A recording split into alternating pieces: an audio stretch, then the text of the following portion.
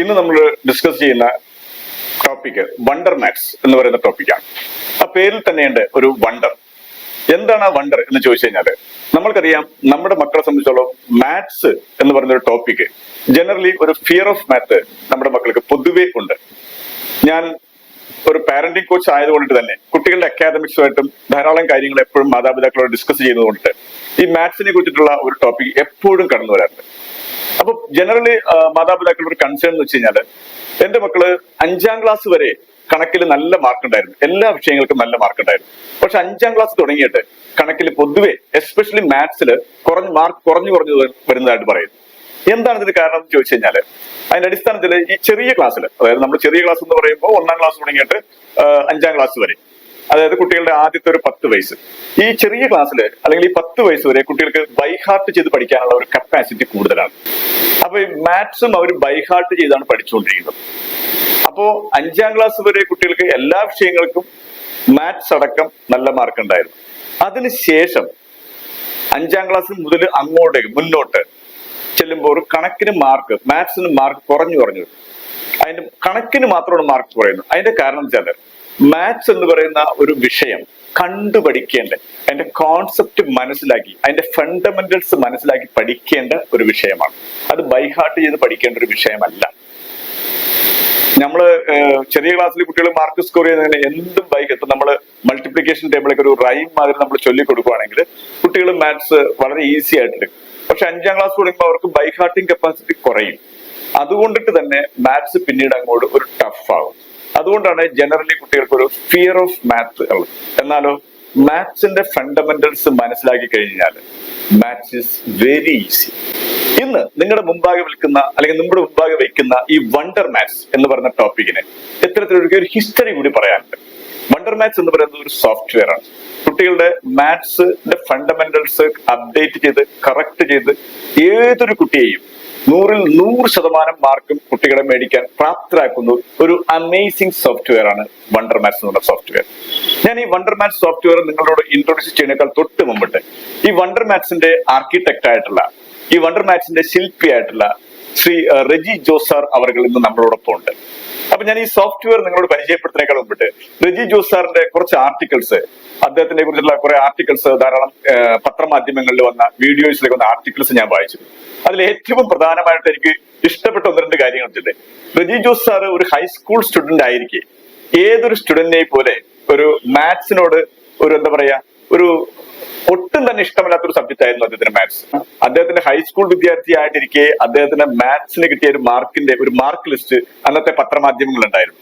അതായത് അദ്ദേഹത്തിന് കിട്ടിയിരിക്കുന്ന മാർക്ക് എന്ന് പറഞ്ഞു കഴിഞ്ഞാല് 50ല് 8ാം ക്ലാസ്സിൽ പഠിക്കുമ്പോൾ 50ല് 10 മാർക്കാണ് അദ്ദേഹത്തിന് കിട്ടിയിരിക്കുന്നത്. അതിന്റെ അർത്ഥം എന്താണ്?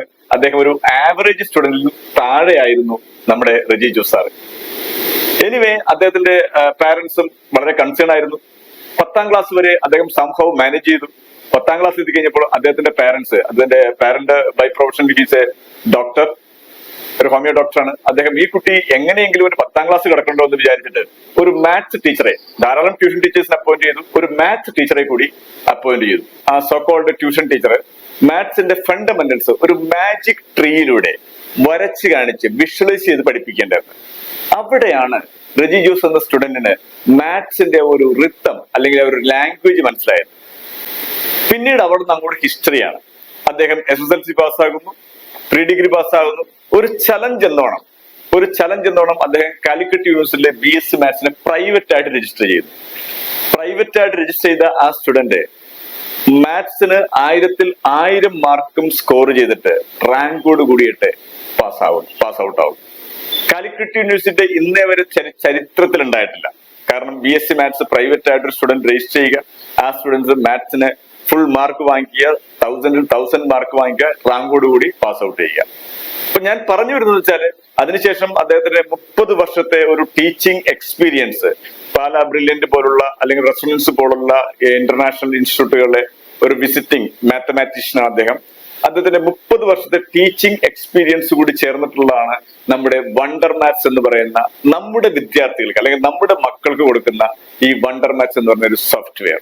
ഈ ഒരു സോഫ്റ്റ്വെയർ കേവലം ഒരു 1 ഡേ ഫൈൻ മോർണിംഗില് പ്രൊഡ്യൂസ് ചെയ്ത ഒന്നല്ല.